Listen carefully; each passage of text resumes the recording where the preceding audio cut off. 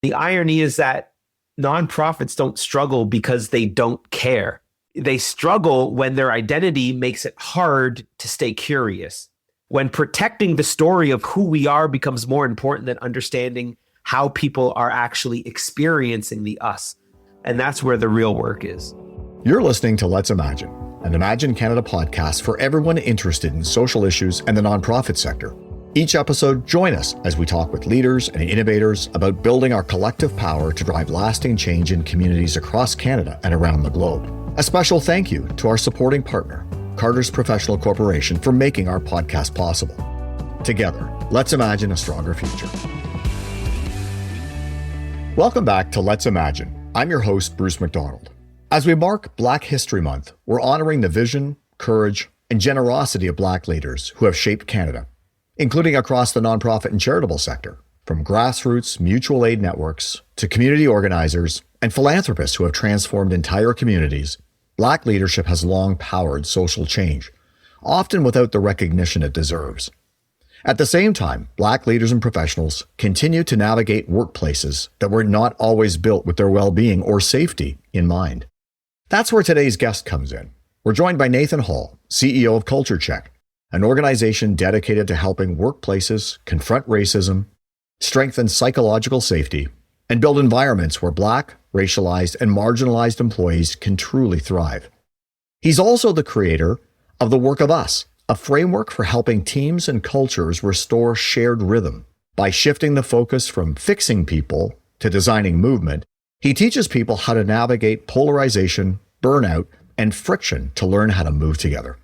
Welcome, Nathan, and thanks for joining us on the podcast today. Thank you very much. Thank you for having me. So, Black History Month, it's such an important moment for reflection and celebration. It gives us space to honor the legacy of Black leadership while also recognizing how it continues to shape our communities today. When you think about Black leadership today, what stands out to you as especially powerful? Yeah, I'd say when I think about Black leadership, what stands out to me isn't how people lead, it's the conditions that they've had to lead through. So at its core, leadership is about helping groups move together, right? It's not about a title or authority. It's about whether people can coordinate, trust each other, move in the same direction. And so what matters here is context. For many Black leaders, the context that they've emerged from, the ones that they've lived, that they've shared, that has consistently been named within Black communities, is a context where belonging hasn't always been assumed. Trust wasn't always freely given. Legitimacy often had to be earned repeatedly and to a greater extent than their peers, right? And I know for a lot of people outside of those experiences, it can be tempting to say, well, I don't see that. Well, I've had to deal with those same things too.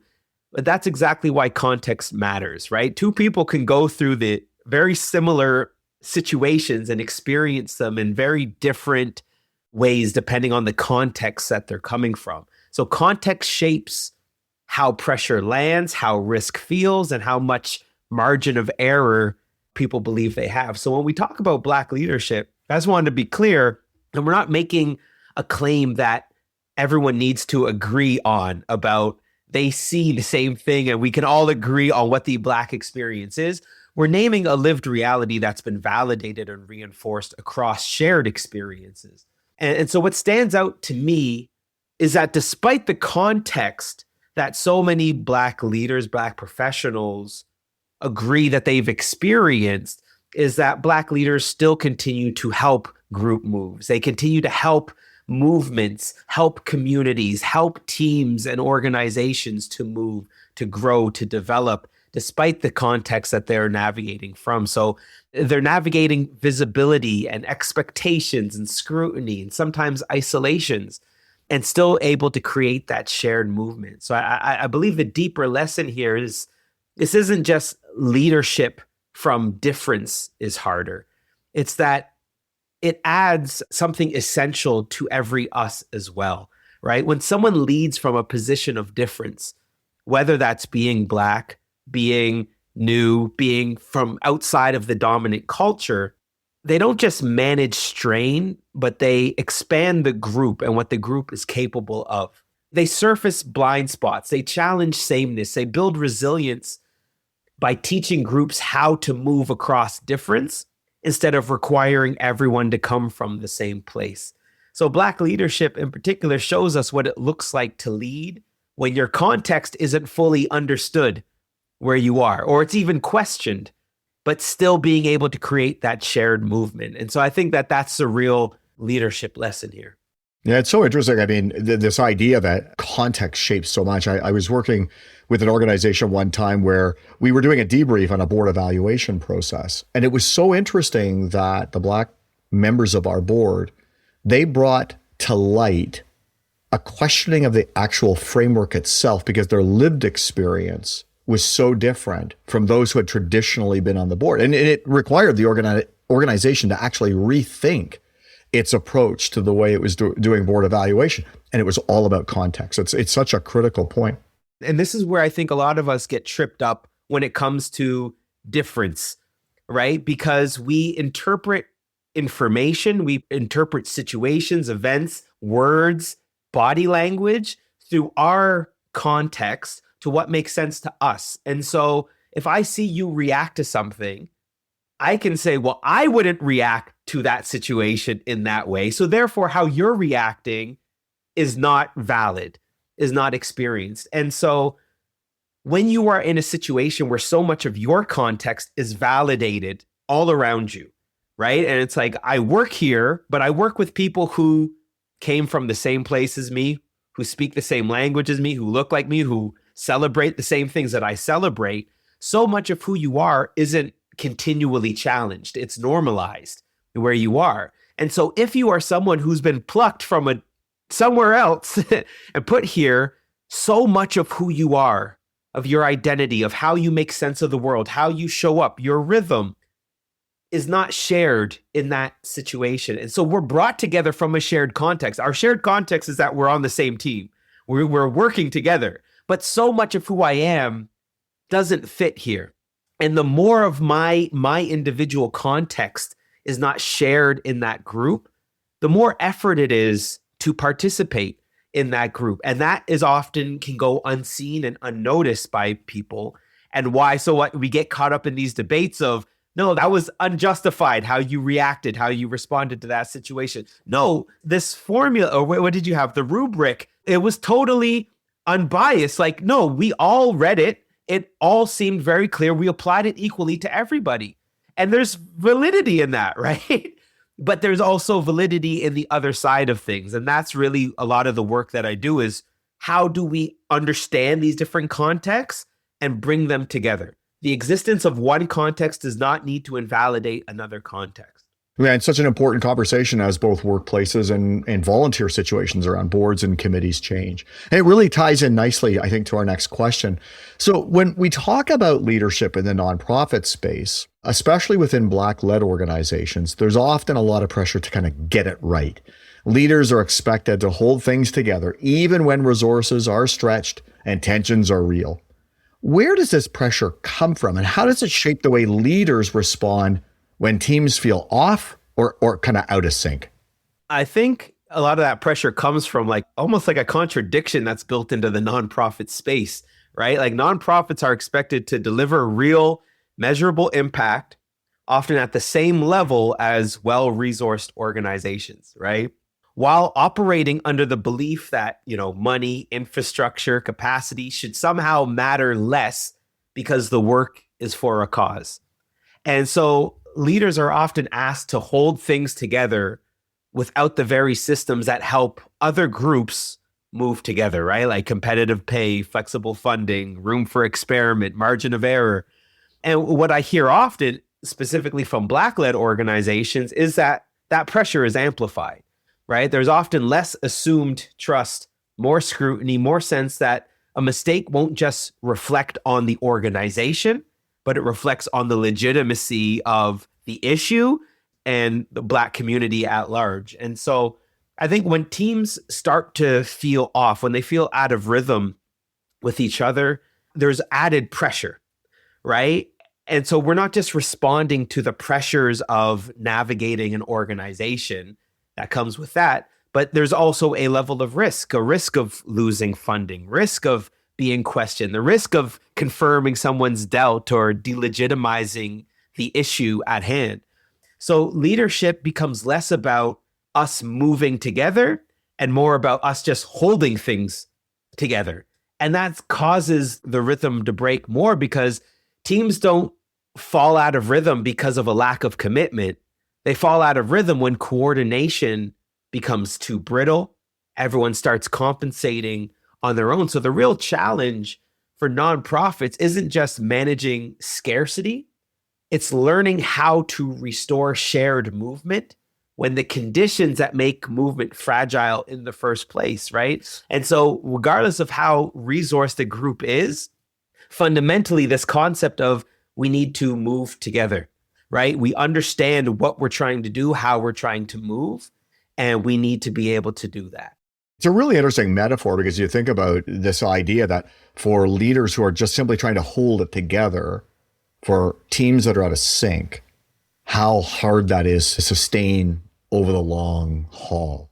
And you think about gears that are grinding, that are not moving together smoothly. You know something's wrong. You hear it and you do something about it. So it's really interesting. We're going to come to this question about rhythm and movement in just a minute, but I got one more before we get there.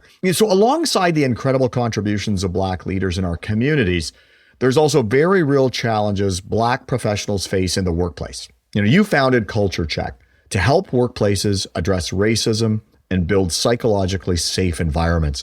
What are some of the common challenges that you see in nonprofit organizations, even those with strong social missions who feel like they're already doing great work, but we've got to run professionally managed workplaces at the same time? I think one of the biggest challenges I have heard time and time again, particularly in nonprofits, is that those with strong social missions, is that these good intentions can almost become a shield, right? People are there because they care. They've accepted, the lower pay, longer hours, the emotional strain because they believe in the work. And over time, that caring becomes part of their identity. So when issues come up, right, around race, around exclusion, or around any other type of social issues, it doesn't just feel like feedback about the workplace. It feels like a challenge to who they are, who they believe they are, their core identity. And so for Black professionals, it creates a real tension because you bringing experiences shaped by a different social context, but the organization may not have the language or the capacity to hear that without getting defensive. So what often happens isn't necessarily overt harm, but it could be guardedness. Conversation shut down. People get careful. The rhythm of the team, tightens up instead of openings. And the irony is that nonprofits don't struggle because they don't care. They struggle when their identity makes it hard to stay curious. When protecting the story of who we are becomes more important than understanding how people are actually experiencing the us. And that's where the real work is. Yeah, so interesting. I also wonder, as I'm listening to your thoughts, can organizations also find themselves stuck at the same time because they're not growing by bringing in different contexts and different perspectives? Absolutely. I think cultures in general, we can feel stuck in them, right? As we get stuck in these patterns of connection that form between us, our rhythm becomes like this groove, right? Because through the work of we define culture as the rhythm that we move to, right? So that is the rhythm that we have moved to. And sometimes if it's not a comfortable rhythm, it's a rhythm that's causing a lot of strain, we're going to feel stuck in it because it's not comfortable, right? We're not moving naturally. We're having to posture in order to stay in this rhythm together. And so when we're stuck in a culture that we call toxic or, unpleasant in any type of way, we're going to feel that sense of stuckness because we're going to try and move a little different and we're going to feel like we're coming back into it. And so that's why a lot of us feel stuck in these toxic cultures and partnerships, relationships. So we're going to dig into some of the language. Yes. You use the language of rhythm and posture and designing the conditions for people who are working instead of trying to fix individuals. But and you talk a lot about movement. So for listeners who may be new to these ideas, can you walk us through what they mean? And also, how do they change the way leaders make sense of conflict, burnout, or as you've already mentioned, toxic behavior on their teams? Yeah. So I'll start by saying that, the work of us, this is a model that we've created to understand how shared movement creates or breaks connection, culture, and collective outcomes. So what that means is we come together in an us, in a group, to do something bigger than none of us could do, right? We form a team so that we can accomplish this mission. We'll form so we can get to the moon, or we can beat this team. This is why we come together in the first place. And so when we come together, we're here to serve some sort of purpose that's bigger than us. But in order to accomplish that, we need to move together. If you think about like a three-legged race, right? We're attached. In order for us to get to the goal, we have to learn how to move together. We have to move in the same direction. We have to have the same pacing. So that's what it means to move together. We are moving in the same direction, in the same way, and that's what enables us to be effective. Where teams start falling apart is when we start losing our rhythm. And let's say I'm leading with my left foot and you're leading with your left foot, but my right foot and your left foot are attached to each other. We're going to end up stumbling against each other. And so in every team, like, people are putting in energy, they're working hard, but are we actually advancing towards what we're here to do, or are we working against each other? That's what we call being out of rhythm. When a team starts moving against each other, energy is being expelled. People are trying, people care, but it seems like it's causing more rift. It's pushing us apart. It's causing us to strain and to fracture. And so connection is all about moving together. When we move together, that's how we become an us, is through moving together. This becomes the mechanics of what connection is and culture. Culture is the rhythm that we move to. Connection is just as us moving together. Yeah, so interesting. As it turns out, I guess I was actually exposed to some of this thinking circa 1968 in the three-legged race at my local elementary school. Exactly. I think you're coming into focus now, Nathan. It's the same principles, right? Like, we understand this concept, but then when we come together in any sort of relationship, a soccer team, at work, our families, it's the same concept. We're here for a reason. In order for us to accomplish that, we have to move together in here. But what ends up happening is we start getting a little off a rhythm, and then we all go into protective mode. And that's what we call our postures, where it's like we start responding to the fact that we're not in rhythm with each other. So let's say we're doing the three-legged race, and you react by becoming explosive and saying, well, what are you doing? You always do this. You're supposed to be left foot first and then right foot, and you're getting upset. And I might be saying, okay, whatever you want, and I'll be pleasing to you. I'll do whatever it is you want, even though it's not the plan that I had in motion. I'll follow your rhythm, right? And so these are all different types of postures, which we often conflate with personalities. And we'll say in certain teams, oh, this person's difficult to work with. This person they're such a suck up. They're always just saying whatever the boss wants. But all of these are rhythm responses. They're how people are continuing to stay balanced in this rhythm that exists between us. And so when we can shift this mindset that I don't want to work with them, they're too difficult, they're too weird, they're too this, they're too that. This is not about who people are. This is just the context in which we're seeing them that is bringing out that part of them. So instead of working around certain people, instead of coming up with policies to prevent these type of people, instead of trying to hire for culture fit, if we can learn to start reading these postures, see what are they trying to tell us about the rhythm that we're moving in right now? Because now I can see, oh, right, this person needs something specific. So when we can translate these postures into rhythm needs, it allows us to design the conditions to create a new rhythm that we can move to. Man, you can see how naturally being out of rhythm or being constantly in a place that's not in sync with you and who you are would be taxing, and it would take its toll. I mean, you've often spoken about the emotional labor of being the only one in a workplace, the only Black staff member, the only Black manager, the only Black voice in the room. It's a reality that many people don't understand. What does that experience typically look like for Black professionals, and how can organizations better support these staff? I think one of the bigger mistakes organizations make in responding to these types of things is that they respond to these experiences in very transactional ways, right? So things like we'll send out celebration emails, representation on the website, acknowledgement of cultural holidays. And these gestures aren't bad in and of themselves, but they don't address the actual strain people are carrying. The real challenge isn't visibility, it's coordination, right? If we think back to the three-legged race, being able to coordinate, I need to be able to move in this team. And so when large parts of who you are, how you think, how you process, how you speak, how you move, aren't reflected in the shared context of the group, participation takes more effort. You're constantly translating yourself. You're monitoring how you're coming across. You're adjusting your natural rhythm to fit the dominant one. And that's not just about someone being too sensitive, being too insecure. It's about the cost of moving in a space where less of your context overlaps with the group.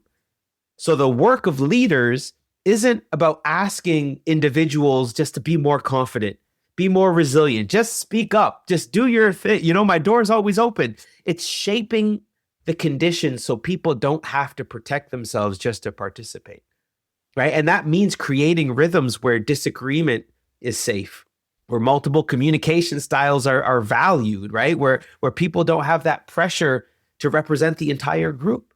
Because diversity isn't just about who is in the room. It's about whether those people are able to move naturally when they are there. That's how we really unlock the power of diversity, right? Just by having people sitting there, but if they're unable to move, if they feel restrained by the culture, and again, people might say, they'll be like, well, there's no one stopping you from participating. Nothing is stopping you from speaking up, right? But this is that when we talked about the culture and the rhythms that we move to, it's the sensation of stuck. It becomes very hard to move from cultures, to change cultures, as everyone will agree. It's like culture changing, it feels like such a hard task, right? Because we keep on focusing on the surface level issues and addressing all of them, as opposed to going deeper and understanding the movement underneath. Once we can stabilize the movement, everything else becomes possible.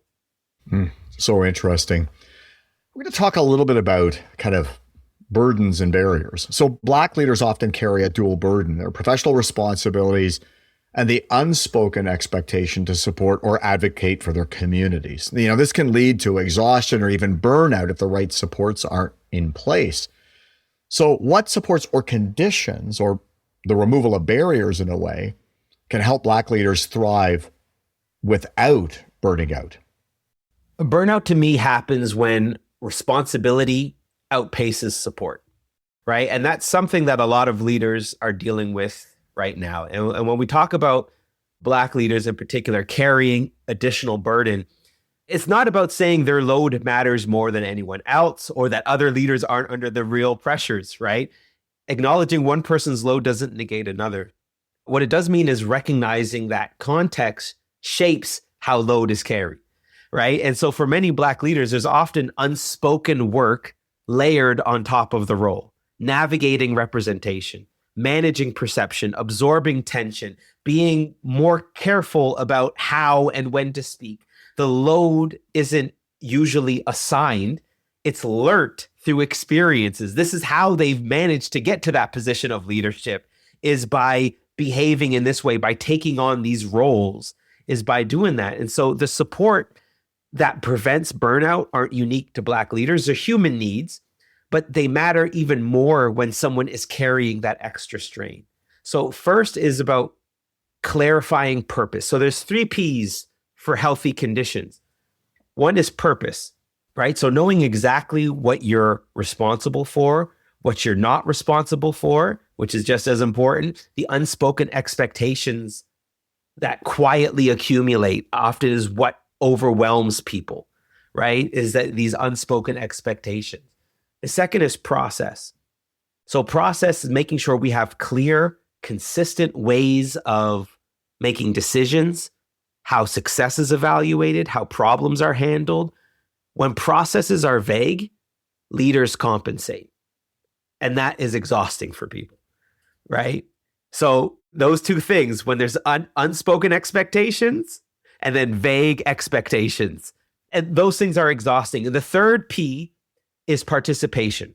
So being able to bring your full capacity to the role without constantly filtering, translating, or protecting yourself. And so understanding, are these three things happening? Those are the contexts to understand, are our conditions in place to support people? Because when those conditions are in place, leadership becomes sustainable. Not because the load disappears, but because the load is carried openly, predictably, and together. That's interesting. We're going to talk now a little bit about how organizations could get started. And when we did our equity benchmarking study in collaboration with a whole pile of organizations a few years ago, it was interesting that we found that mid-sized organizations, particularly mid-sized white-led organizations, found themselves stuck. Larger organizations, even white-led ones, had the resources to get things moving. Smaller organizations, often who were built with racial equity at the core of their design, were moving. But white-led mid-sized organizations, quite frankly, who are the majority in this sector, didn't have the resources to get moving, weren't designed that way, and were struggling to actually get going. So, there is a desire for organizations to be better, but they sort of really do struggle with where to begin. For organizations hoping to meaningfully support Black staff or collaborate with Black-led groups, what does a good first step look like?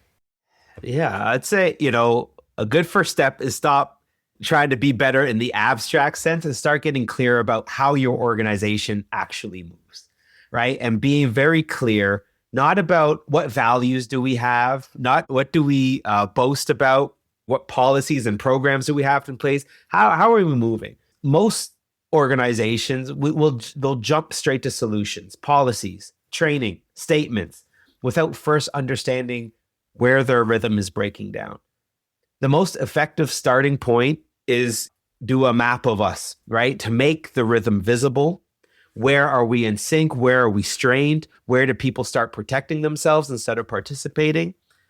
Well, when you can see that, things become a lot clearer, right? Why certain conversations are hard. Why are some people burning out faster? Why does collaboration feel more fragile than it should, right? If organizations are doing this on their own, the mindset shift is simple, but is profound. Stop thinking of culture as something people need to fit into and start thinking of it as movement, right? Culture is the rhythm that we move to. And so ask, how do we actually move right now? Where does that movement break? What conditions would make it easier for us to move well? Sometimes we get so stuck in this is how we've done things. Again, because of the lack of resources, you have a scarcity mindset. I have to protect what is here because otherwise I'm going to lose even more. And so this is how a lot of us get stuck in our rhythms, in our relationships and organizations, because it's stable. Even though it's not good, we understand how this works. And that's why you introduce any sort of change, people become reactive because it's seen as a threat to the stability that they're experiencing. And so being able to shift that mindset that this isn't about moral failure. This isn't about broken people. Your team isn't broken. Your organization isn't broken. Those organizations you were just talking about, they're not broken. They're just out of rhythm with each other. And once we can learn how to move in rhythm with each other again, everything becomes possible. How we grow becomes possible. Accomplishing whatever social thing that we're aimed on, whatever our mission is, becomes accessible and possible when we stop moving against each other and we learn how to move together. It's such a powerful metaphor as you think about this idea as organizations evolve and change. Rather than seeking the sameness of the existing rhythm, it's how do we take the collective contribution of everyone to create new rhythms, ones that work. And it's really an exciting opportunity. And that sort of takes us to our last question. And we generally ask our guests a similar question. As you look to the future of work, the future of the nonprofit sector, and as we're thinking about this during Black History Month, what gives you hope about the direction of Black leadership in Canada? Well, not to toot my own horn, but honestly, what's giving me hope right now is this work that we're doing through the work of us. I see hope, and this is a core part of the work of us, is about hope, right? Because I see hopelessness as the real crisis behind the crisis. We talk about disconnection and division and burnout and loneliness. All of these are symptoms of hopelessness. And this hopelessness that we can no longer move together. I have lost confidence in our ability to move together. And that's why we're fracturing. That's why we're breaking apart, because I don't know that there's any more us here. And so hope is broken down into three things. Hope is purpose. We know where we're going. Pathway. We know how to get there. And agency. We have the wherewithal. We have the ability to walk that journey, to walk that path in order to get there. So when I can see where I'm going, I know why I'm here. I see where I'm going, and I believe I have the ability to move. That's what creates hope. And that's the same structure as when I went through the 3 Ps of our conditions. This is how you instill hope in your team, how you instill hope in your leaders and in your organization is through strong conditions, right? And so as I've created this, and I've created this model where have made hope accessible, have plausible, it's no longer wishful thinking. It is tactical. It is practical. It's tangible. So for a long time, you would have Black leaders who had purpose, but they couldn't figure out the pathway. The pathway wasn't there. Or it's like they know the pathway, but they felt powerless in being able to walk that. And when that happens enough times, hope erodes from them, from communities, from families, right? And it spreads quickly. So what's giving me hope right now is that I can see this path forward. I can feel movement returning. And it's not just for me, but as doing the podcast, doing the speaking route, and I'm engaging with people, and people are learning, and we're teaching these skills and this language to people. And I see it changing them. I see them sitting up more, their eyes opening wide. They're saying, oh, okay, I get it now. It all makes sense. Connection has always been something people feel, but I can't quite touch it. I don't know what it means. Culture is something we feel, but we can't put our hands on it. Now we have that language to understand it in a different way. And so being able to speak with people who have felt stuck in burnout, polarization, resigned from this idea that things are never going to change. It's always going to be like this. And watching that shift in real time, being able to see that how people believe that moving again is possible. What felt impossible to them, that change could occur, feels possible. And so seeing that spark of possibility in people is what's given me hope in a world that has felt like people are becoming increasingly hopeless, right? Impossible seems to be more rampant now in organizations, in communities, in families, in teams more than ever. And so we see people fracturing. We see loneliness. We see the rise of all of these things. And so being able to give a sense of hope, making the impossible possible again, that's what's given me hope right now. Nathan, thank you so much for the work that you do, for joining us today, and for really creating that spark of possibility so that people can see a different and brighter future. Really appreciate you taking the time. Thanks so much. Thank you very much. Thanks for listening to the Let's Imagine podcast. For full show notes and to subscribe to our newsletter so you never miss an episode, please visit our website, www.imaginecanada.ca. Also, if you really like this episode, we invite you to leave us a 5-star review wherever you listen to this podcast, as this helps other people discover us and engage in these conversations. And again, thanks to our sponsor, Carter's Professional Corporation, for supporting our podcast.